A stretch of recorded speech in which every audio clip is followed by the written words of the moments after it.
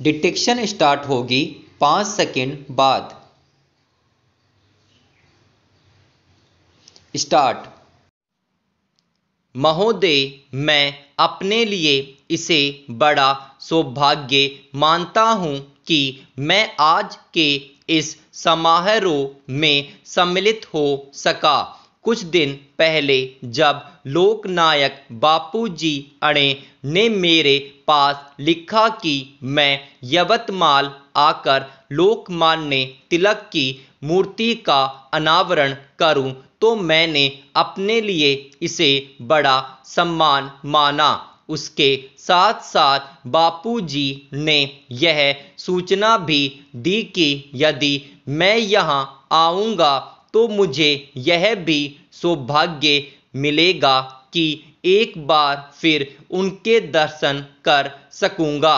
इन सब कारणों से मेरे हृदय में एक क्षण के लिए भी ऐसा विचार नहीं आया कि इस निमंत्रण को स्वीकार करने अथवा न करने के विषय में सोचूं। मैंने उसे एक आदेश मानकर सिरोधार्य कर लिया। थोड़े समय की अनिश्चितता अवश्य रही, क्योंकि मैंने लिखा था कि इधर जब आ सकूँगा तो यहाँ आऊँगा। मुझे प्रसन्नता है कि वह दिन आ गया और मैं यहाँ आकर इस शुभ कार्य में भाग ले सका। लोकमान्य तिलक की मूर्ति का अनावरण करना मेरे लिए बड़े सौभाग्य की बात है। लोकमान्य ने केवल इस देश को जगाया ही नहीं, बल्कि उन्होंने कांग्रेस रूपी जिस भवन की नींव डाली, वह आज स्वतंत्रता के रूप में हम सबको मिला है।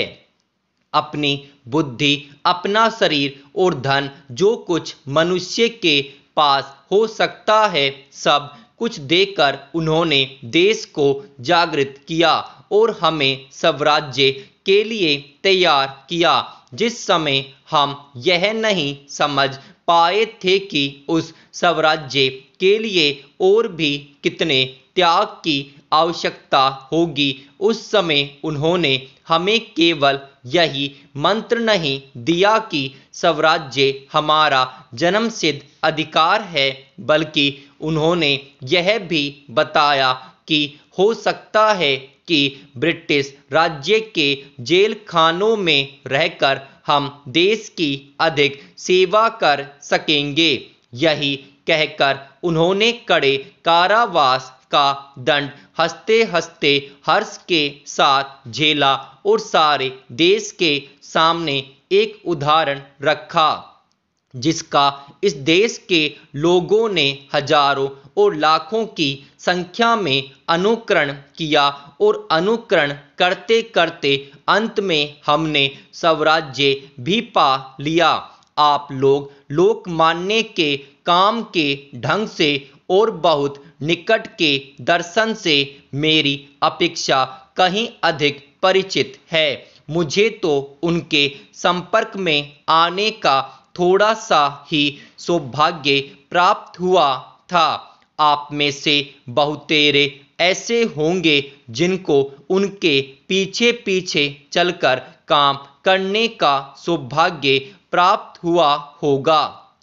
मुझे इस बात की और भी प्रसन्नता है और ईश्वर को धन्यवाद है कि ऐसे लोगों में एक प्रमुख व्यक्ति लोकनायक बापूजी अणे आज भी ईश्वर की कृपा से एक भयंकर रोग से मुक्त होकर इस सभा में उपस्थित हो सके हैं। मुझे आशा है कि हमें उनका उपदेश बहुत दिनों तक मिलता रहेगा और यह हमारा पथ प्रदर्शन करते रहेंगे। इसलिए अब जब कि हमें स्वराज्य भोगने का अवसर मिला है, जिसके लिए हम संग्राम कर रहे थे, हमें उसे सार्थक बनाना है। महोदय, अभी 54 वर्ष ही पूरे हुए हैं जब हमारे हाथों में अधिकार आया। और उस समय से आज तक अनेक प्रकार की विपत्तियां आती रही और देश भांति भांति की कठिनाइयों का सामना करता रहा है। ईश्वर की दया और हमारे बड़े लोगों की तपस्या के फलस्वरूप हम उन सब कठिनाइयों को किसी न किसी प्रकार झेलते और पार करते आए हैं। अब समय आ गया है जब हमें सब बातों पर रचनात्मक रूप से विचार करके काम करना है, जिससे हमारे देश की दरिद्रता दूर हो, शिक्षा का अभाव दूर हो तथा सभी लोग भरपेट खाकर, कपड़ा पहनकर, चैन की नींद सोकर सुख का जीवन बिता सकें। अभी हमारे सामने बहुत से दोष हैं जिनको दूर करना है। उसके लिए सच्चे सेवकों की आवश्यकता है जो देश के काम में उसी लगन, उसी प्रकार के त्याग और उसी प्रकार की दूरदर्शिता से लग जाएं, जिसका उदाहरण लोकमान्य ने अपने जीवन से हमें दिया है। मुझे तो कभी कभी यह विचार आता है कि हम लोगों को इस समय जो काम करना है वह अंग्रेजों के समय से अधिक कठिन है। उस समय हम सब विदेशी राज्य के विरुद्ध संगठित होकर काम करते थे और हमारे सामने दूसरा कोई प्रलोभन नहीं था। जब महात्मा गांधी ने हमें सत्याग्रह के लिए आमंत्रित किया तो किसी के सामने और कोई प्रलोभन नहीं था। उन्होंने यहाँ तक स्पष्ट कर दिया था कि यदि कोई व्यक्ति जेल खाने जाए तो वह इस बात की आशा न रखे कि उसके परिवार के भरण पोषण का भार किसी दूसरे पर रहेगा। उन्होंने यह भी स्पष्ट कर दिया कि मुकदमा चलने पर कोई यह आशा न रखे कि दूसरा कोई पैसे देकर या अन्य प्रकार से सहायता करेगा।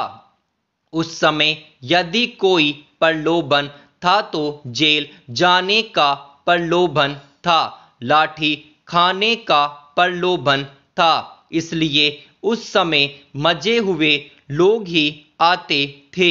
वे तैयार होकर आते और इस काम में जुट जाते थे। उनके साथ सबकी सहानुभूति रहती थी।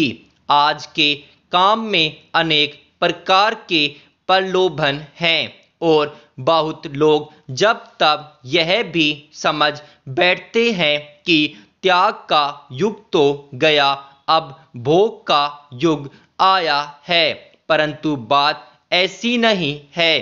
काम करने वालों तथा देश प्रेमियों के लिए त्याग का समय कभी नहीं जाता और भोग का समय कभी नहीं आता।